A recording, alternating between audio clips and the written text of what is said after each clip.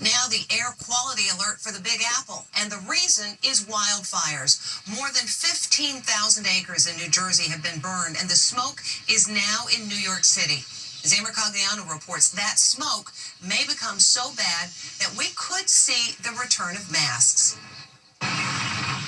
The impact of those epic wildfires burning huge swaths of New Jersey are now being felt well beyond the Garden State. The fire is 50% contained, but there's no holding back the haze and smoke. Just look at it, and it's now sweeping over the most populous urban region in America, New York City. Air quality alerts are in effect until midnight tonight.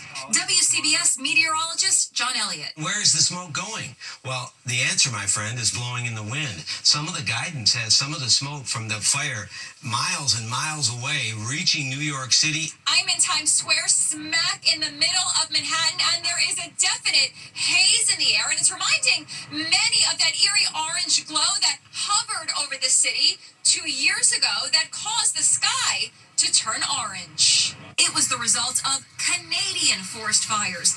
This time lapse shows the sky turning deep orange over a 2-hour period. Simply amazing. So, how dangerous is the current alert? People who have lung diseases such as emphysema or asthma or other lung ailments, they should be very careful. They should wear masks if possible, especially tight-fitting N95 masks when they're outdoors. Police today charged a 19-year-old New Jersey resident with aggravated arson for allegedly failing to properly extinguish a bonfire he made. His negligence, cops say, led to all this. Officials expect the fire may not be completely extinguished until at least Saturday. Here in Vatican City, a steady stream of mourners have passed by the casket of the late Pope Francis on day 2 of this 3-day viewing period. When the public was first admitted into St. Peter's, there was a bit of a bottleneck, but from what we can see here, the lines are now moving pretty quickly. Maybe because church officials decided to keep the basilica open overnight.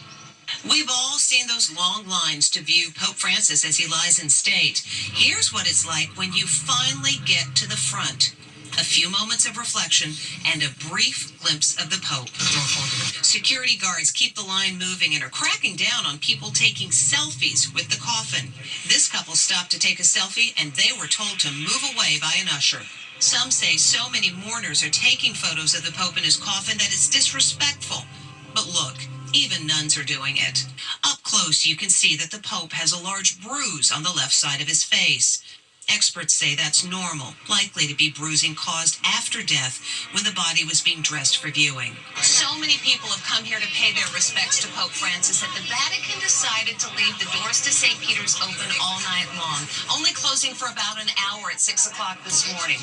Roughly 50 people every minute pass by the late Pontiff's casket, which means some of these people who have waited for hours will only have a few moments to pay their respects.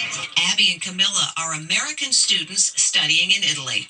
Pope Francis was such an amazing person, and I think this is like a once-in-a-lifetime opportunity to get to come and see him. His humanity showed in many different ways. He was such a caring human being. After passing the casket, mourners are given prayer cards like this one with the Pope's portrait. Very special. Joe Calavitis is from Chicago. What message would you have for the College of Cardinals, who will shortly begin the work of choosing a successor to Pope Francis? Continue Pope Francis's work and find someone just as humble and as human and as caring for the poor. And here's an interesting tidbit. The white cassock that the late Pope is wearing for burial has 33 buttons, 1 button for each year of Jesus' life. In other news today, here's a story that could have ended badly, but it didn't, thanks to 2 teenage girls who kept their wits about them, and thanks to an army of police and local boaters who came to their rescue. The girls were paddleboarding when heavy winds and waves pushed them far away. Night fell, and they were still missing. They told Les Trent about how their ordeal came to have a happy ending. These teens are kicking up their feet in Times Square, happy to be alive. Even the simple act of eating a pretzel is precious. And why not? After all, they recently survived a nightmare that could have killed them. Avery Bryan and Eva Aponte were stranded in rough seas off the coast of Florida on an inflatable paddleboard for 16 hours. But they survived, and now they're sharing their harrowing story with Inside Edition. Where were you guys going? So it was low tide out, and the water looked pretty nice. It looked smooth, and we decided, oh, it's a great time to go to the sandbar because we can see it. We walked in like hip deep and then got on the board and started like paddling. But when it was time to return home, disaster struck. The current was very strong. They were stranded. You guys, your lives were in danger. Absolutely, like 100% our lives were in danger. We were both out there in 40-degree weather with sweatshirts on and shorts on the water. I mean, throughout the night, both of us had trouble keeping our hearts beating. The hours wore on. They did everything to keep warm. And I had her laying on top of me, and at that point, like, our breathing had synced up. And it was very slow. It was kind of like if somebody's in a really, really deep slumber. You guys heard helicopters overhead. They went over us 4 times. We were yelling and we were trying to wave our arms out the side, and we picked up the paddle and we just started waving it around. They ended up here on top of an oyster bed filled with razor-sharp shells. Eva still has the scratches on her hand, and there's blood stains on the paddleboard. This is my blood from where I got up and stupidly fell into the oysters. At one point, she grabbed my shoulders and she was like, Eva, I cannot die out here. Back on land, their parents alerted police and the Coast Guard. Do you guys have a rescue vessel or something like that could go and see if they're stranded out there? A desperate search was launched, and with thousands of square miles to cover, the call went out for civilians with boats to take to the Gulf. The more boats we can get out here, the better. At daybreak, these 4 friends also went out on an airboat. They had a strategy to find the girls, knowing they were on an inflatable paddleboard.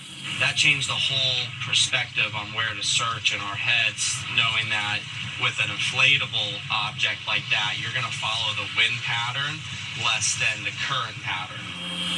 30 minutes in, a miracle. There they were. They were waving at us, and we're like, that's them. Unbelievable news! They found the 2 girls. I remember they asked us, they're like, are you guys the missing girls? And I was like, I think so. What's their names? The rescuers carried the girls on their shoulders. They were too weak to stand. Here are Eva and Avery shortly after being rescued.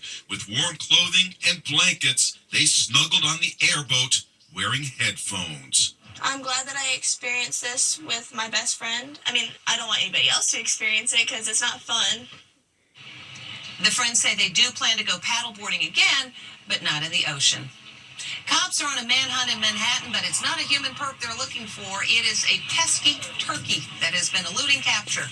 Allison Hall joined in the search. Catch that turkey! A wild turkey takes flight, briefly perching on the narrow ledge before falling. That's when a cop rushes in with a white bedsheet. But he's no match for the frisky fowl who's been evading cops for 2 weeks. Her name is Astoria. She's named after the neighborhood she was first spotted in. But now she's flown the coop, flying over the East River, and has landed here in Manhattan. There have been Astoria sightings all over the city. She even went to Starbucks for a coffee fix. On Sunday, she showed up in Central Park. Annabelle said, tell that truck to stop. Today, I helped her cross the street so she wouldn't get hit by cars on New York's swanky Park Avenue. Here we go. This is mating season, so we think that the motivation for her to wander is to seek a mate.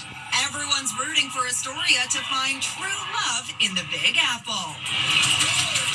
We'll be back with more Inside Edition from Vatican City right after this. More than 3.6 million babies were born in the United States last year. That sounds like a lot, but it is below the birth rate that's needed to maintain the population through births alone.